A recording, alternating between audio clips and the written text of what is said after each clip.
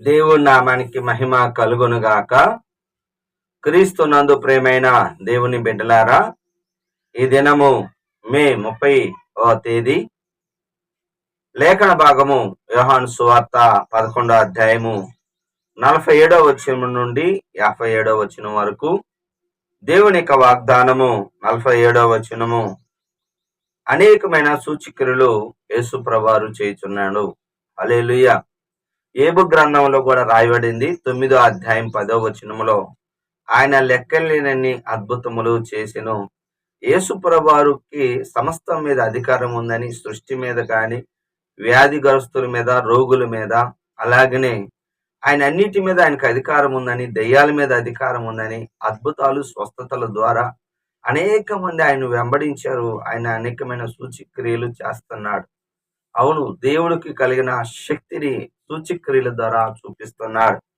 అవునండి, బైబిల్లో రాయబడింది 135వ కీర్తన 9వ చరణములో, ఫరో ఎదుట ఆయన అనేకమైన సూచక్రియలు చేశాడు. తన ప్రజల్ని విడిపించటానికి కూడా, బానిసత్వంలో ఉన్న బిడ్డలు, ఐగుప్తీయులు 400 సంవత్సరాలు బానిసత్వంలో ఉన్న వారిని విడిపించటానికి వాడుకున్న గొప్ప సాధనమే సూచక్రియలు. తెగుళ్ళు బాగా గమనించండి. 10 తెగుళ్ళు ఫరో మీదకి రప్పించి ఇజ్రాయెల్ ప్రజల్ని విడిపించాడు. హల్లెలూయా. అవును, నీ జీవితంలో కూడా స్వస్థత గాని, అద్భుతం గాని, సూచక్రియలు చేస్తాడు. సూచక్రియలు చేయటానికి మరి ప్రాముఖ్యమైనది ఏమిటంటే విశ్వాసం, విధేయత.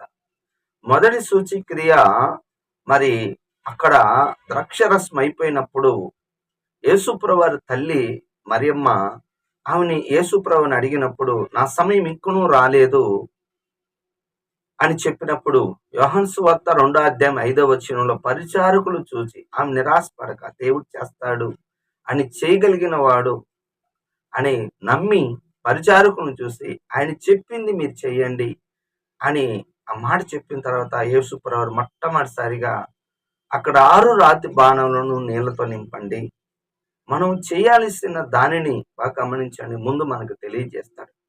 అద్భుతానికి ముందు గమనించండి, ఏదో ఒకటి చేయమంటాడు.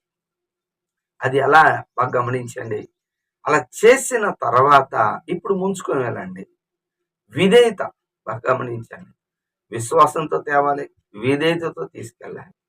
దేవుడు చెప్పిన తర్వాత విధేయత చాలా ప్రాముఖ్యం. విశ్వాసమునకు విధేయత కావాలి. ప్రభువు నీ దగ్గరకు వచ్చి ఏదైతే చెప్తాడో అది విశ్వాసానికి విధేయత చూపించినప్పుడు, వారు వెళ్తున్నప్పుడు సూచక్రియ జరిగింది. అంటే నీళ్లు ద్రాక్షరసం అయిపోయాయి. యేసు శిష్యులు కూడా విశ్వాసము ఉంచారు. విధేయత చాలా ప్రాముఖ్యం. వినయం బాగా గమనించండి. విశ్వాసం, ఆయన చెప్పింది చేసేటట్టుగా మనం ఉంటే మన జీవితంలో కూడా అద్భుతాలు జరుగుతాయి. ఒప్పుకోవాల్సిన పాపాన్ని మనం చూస్తే 53వ వచనం, యేసు ప్రభువారు ఈ విధంగా అద్భుతాలు, స్వస్థతలు, సూచక్రియలు చేస్తుంటే శాస్త్రులు, పరిసయ్యులు అనేక మంది మరి ఆయనను చంపని ఆలోచించుకోండి. అప్పుడు కైఫా ఆ సంవత్సరానికి ప్రధాన యాజకుడిగా ఉండి తాను తెలియకనే ప్రవచిస్తున్నాడు. మన ప్రజల కోసం ఒక మనిషి చనిపోతాడు కదా, ఆయన చనిపోతానంటున్నాడు కదా. ఆ రోజు నుంచి చంపన్న ఆలోచింప వారు వెతుకుతున్నారు. ఆ దినం నుండి చంపాలనుకుంటున్నారు. యేసుప్రభువారు చనిపోయి తిరిగి లేస్తాడన్నది కూడా తెలుసు. కానీ బాగా గమనించండి, చంపటానికి చూడండి, దుష్టుడు మనము భూమి మీద ఉన్నంత కాలం, 1 పేతురు 5వ అధ్యాయం 8వ వచనం ప్రకారము, అపవాది అనేవాడు మనల్ని భూమి మీద ఉన్నంత కాలం శోధిస్తూనే ఉంటాడు. మీ విరోధైన అపవాది ఎవరిని మింగుదనా అని గర్జించు సింహం వలె వెతుకుచూ తిరుగుచున్నాడు మింగటానికి. సంసోన్ని మింగటానికి దెలీలాని వాడుకున్నాడు ఎరగా. బాగా గమనించండి. గెహాజీ నాశనం అయిపోవటానికి బంగారాన్ని వాడుకున్నాడు. ఈ దినాలలో మరి ఒక్కొక్కరిని ఒక్కొక్క రకంగా సాతానుడు ఏదో ఒక రూపంలో గాలం వేసి పట్టుకుంటాడు. ఎక్కువ శాతం ఇప్పుడు సెల్ ఫోన్ ద్వారా అందరిని పట్టుకుంటున్నాడు. జాగ్రత్త. మన ఆత్మను చంపటానికి, మనల్ని చంపటానికి ఒక టార్గెట్, కానీ మనల్ని బతికించాలనేది దేవుడి చిత్తం. హల్లెలూయా. కనుక విరోధికి చిక్కకుండా దేవునికి లోబడి ఉండడి, అపవాదిని ఎదిరించడని వాటిని సెలవిస్తుంది. ఆ విధంగా మనం ఎదిరించుదాము కాక. చివరిగా ఆజ్ఞ 55వ వచనం, మరి ప్రజలు అనేకులు తాము శుద్ధి చేసుకోవటానికి పండగ రాక మునిపే యెరూషలేముకి వెళ్తున్నారు. అవునండి. శుద్ధి చేసుకోవటానికి, శుద్ధి వృద్ధి కలుగచేయను. బైబిల్ స్పష్టంగా తెలియజేస్తుంది. బల్లారాధన తీసుకునేటప్పుడు మిమ్మల్ని మీరు మరి ప పరీక్షించుకొని, అలాగ పరీక్షించుకొని బలలో చేయండి.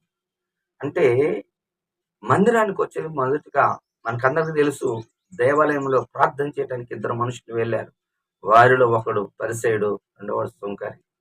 పరిసయ్యుడు తన యొక్క మంచితనాన్ని చెప్పుకోవటానికి, తనను దేవుడు దీవించాడు, నేను దశమభాగాలు ఇస్తున్నాను, నేను చాలా భక్తి పరుణ్ణి, ఈ దొంగ లాంటోని కాదు, నేను వ్యభిచారిని కాదు, ఇలాగ తను తాను బూస్టింగ్ చేసుకుంటున్నాడు. కానీ సుంకరి, దేవా పాపిని నన్ను క్షమించని శుద్ధి చేసుకున్నాడు. మీ దోషములు కనపడుకున్నట్లుగా యెషయా గ్రంథం 1వ అధ్యాయం 16లో చూస్తే మిమ్మల్ని మీరు కడుక్కోండి, శుద్ధి మీ దోషములు కనపడకుండా.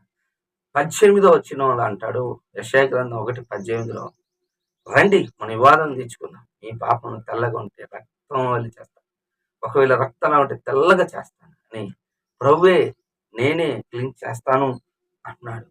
యెరికోని జయించిన ఇశ్రాయేలు ప్రజలు గొప్ప పట్టణం అండి. చిన్న హాయిని జయించలేకపోయారు. కారణం ఏంటో తెలిసిన, శాపగ్రస్తమైనది ఉంది. అందుకే మరి యెహోషువ బట్టలు దించుకుంటున్నాడు. కానీ యెహోషువతో దేవుడు అన్నాడు, బట్టలు దించుకోవటం కాదు, ప్రజలను సమకూర్చి పరిశుద్ధపరచు అని. యెహోషువ గ్రంథం 7వ అధ్యాయం 13వ వచనం, మిమ్మల్ని మీరు శుద్ధి చేసుకోండి, శాపగ్రస్తమైన తొలగించండి. మీరు శుద్ధి చేసుకునేంత వరకు మీకు జయము నందరు, శత్రువు మీద మీకు విజయం. మనం శుద్ధి చేసుకునేంత కాలం మనము జయ జీవితాన్ని పొందలేం. మన జీవితాల్లో కూడా జయ జీవితాలు అంటే శ్రేష్టమైనవి మనం పొందుకోలేం. మనం ఎప్పుడైతే శుద్ధి చేసుకుంటాం, ఎప్పుడైతే శాపగ్రస్తమైనది తొలగించారో, ఆకాను శపితమైన దాన్ని దాచిపెట్టారు, అది అతని కుటుంబాన్ని రాళ్ళతో కొట్టి తొలగించేశారు, హాయిని జయించారు. హల్లెలూయా. మనము కూడా జయించుటకు మరి శుద్ధి చేసుకున్నాం, పరిశుద్ధపరచుకుంటే అద్భుతం. రేపటి అద్భుతం కొరకు ఈ రోజే మనము శుద్ధి చేసుకుందాము గాక. ఆమె ప్రార్థన చేసుకుందాం. ప్రేమ కలిగిన తండ్రి యేసయ్యా, నీ వందనాలు, స్తోత్రాలు నాయన. కృప కలిగిన తండ్రి, దయ కలిగిన దేవుడా, ఇప్పటి వరకు నీ కృపలో నీ దయలో నాయన మాకు ఇచ్చిన ఈ శ్రేష్టమైన సమయాన్ని బట్టి స్తోత్రం. మేము శుద్ధి చేసుకున్న మా పట్ల కూడా గొప్ప అద్భుతాలు జరిగించు. మహిమను తెచ్చుకో, ఘనతను తెచ్చుకో, ప్రభావాలు నువ్వే తెచ్చుకోమని యేసు నామములో ప్రార్థిస్తున్నాను తండ్రి. ఆమె తండ్రి యొక్క ప్రేమ, కుమారుని యొక్క కృప, పరిశుద్ధాత్మ దీవెన సదాకాలం మనందరి తోడుగా ఉండును గాక. ఆమె